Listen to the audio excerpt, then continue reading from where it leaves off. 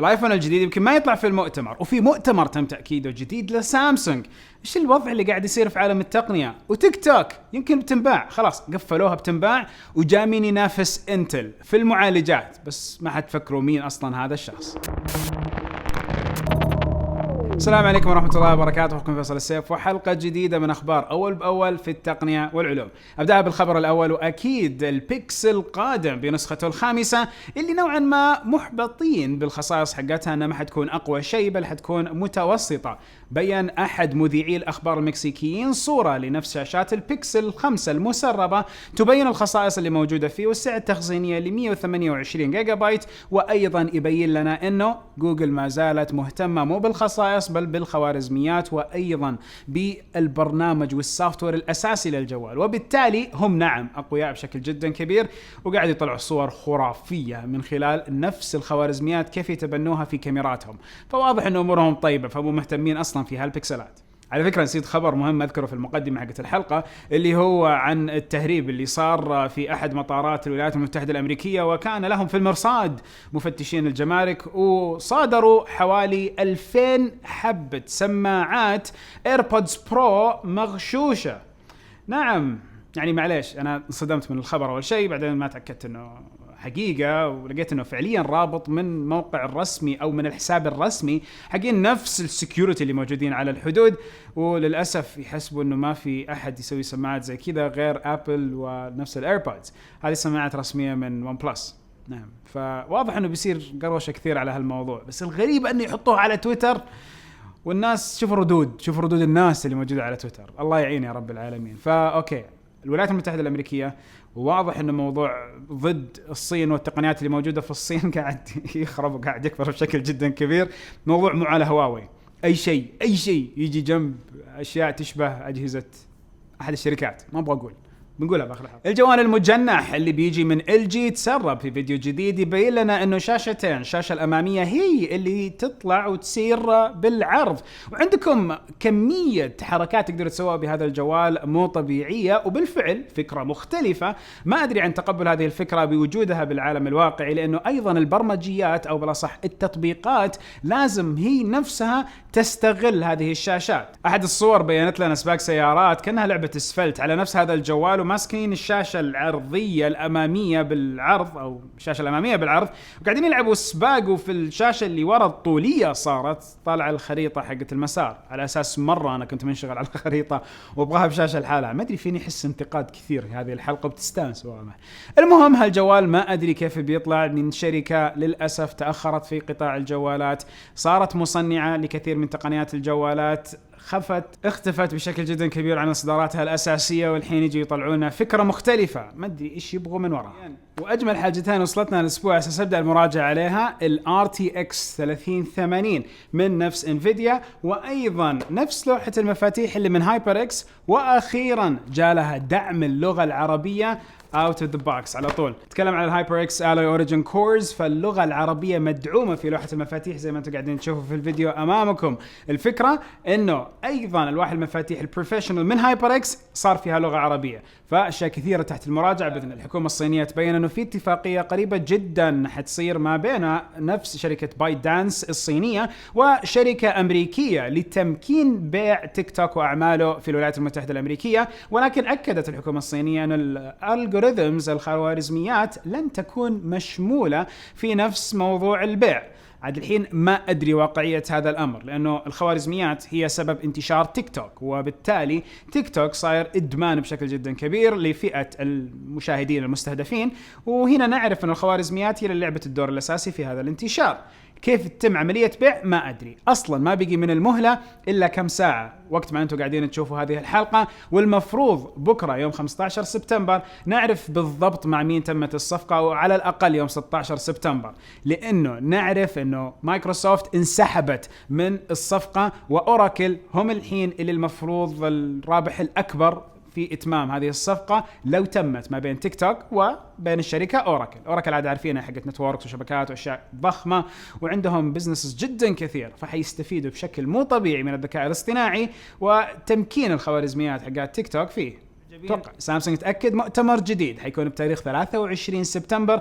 من خلال هذا المؤتمر بيعلنوا عن السامسونج S20 فانز اديشن، لانهم اصلا قالوا الامباكت هذا مخصص لنفس المعجبين، وبالتالي متوقع نفس الجوال اللي كثير تكلموا عليه وتسرب الفترة الماضية. خصائص الاس 20 يمكن مستوحاة بشكل كبير بالتصميم من نفس سلسلة الاس 20، ولكن شوية مخففة بعض الامكانيات الداخلية، وبالتالي يكون الجوال متزن ومتاح لشريحة اكبر من الناس. وباذن الله المراجعة بتجي لكم اول باول، فخليكم دائما متابعين. الشركة اللي جاية تنافس انتل انفيديا. نعم انفيديا الشركة اللي تنتج كروت الشاشة اللي شفتوا اخر كارت 3080 وصلني الار تي اكس، وشيء جدا قوي لما نتكلم على نفس السلسلة الجديدة من كروتهم.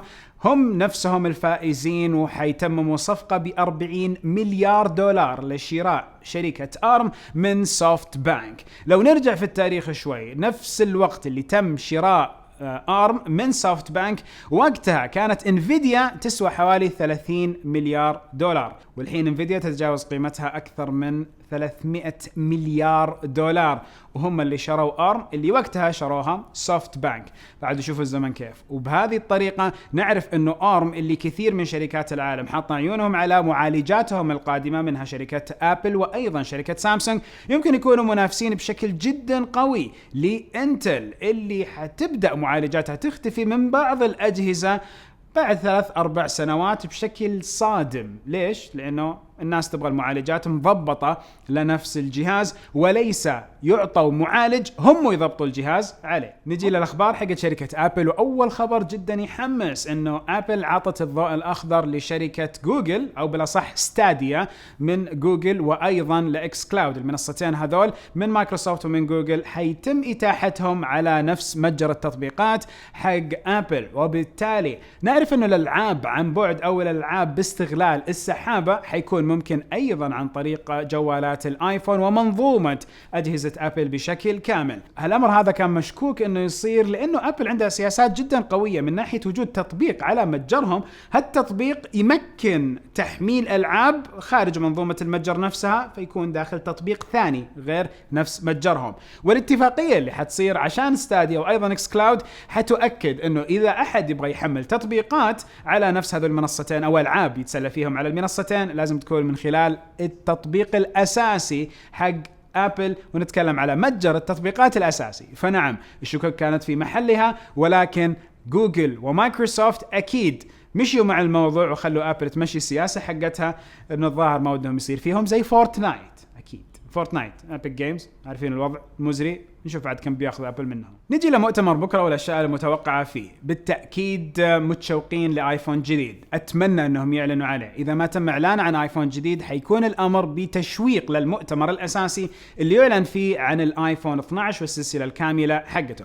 نفس الأمر اللي صار مع سامسونج في مؤتمر النوت، وما كان الفولد جاهز، فقالوا تعالوا لنا في نص سبتمبر بنعلن لكم عن الفولد وتفاصيله.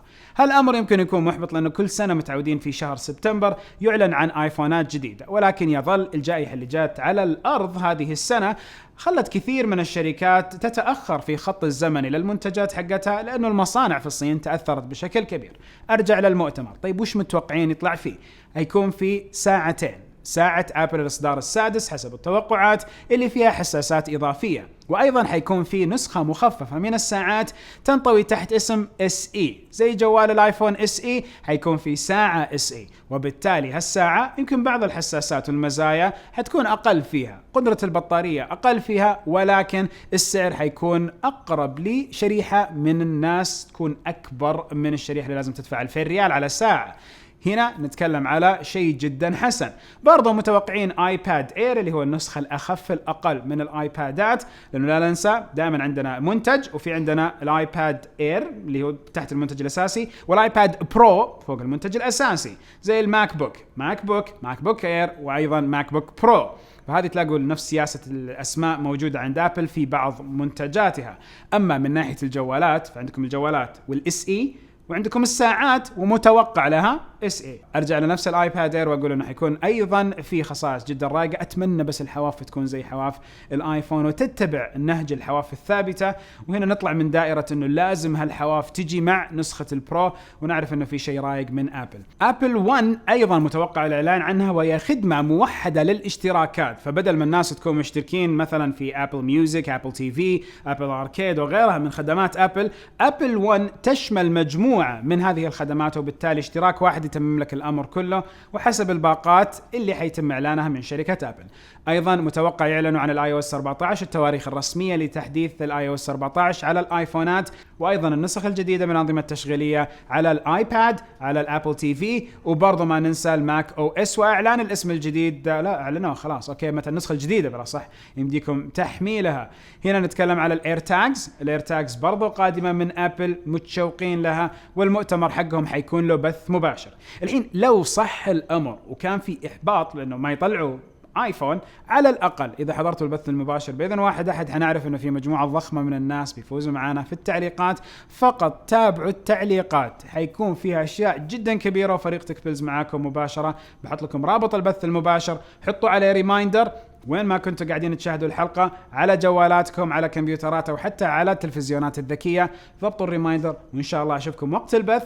سبحانك اللهم وبحمدك، اشهد ان لا اله الا انت، استغفرك واتوب اليك. اشوفكم على خير باذن واحد احد.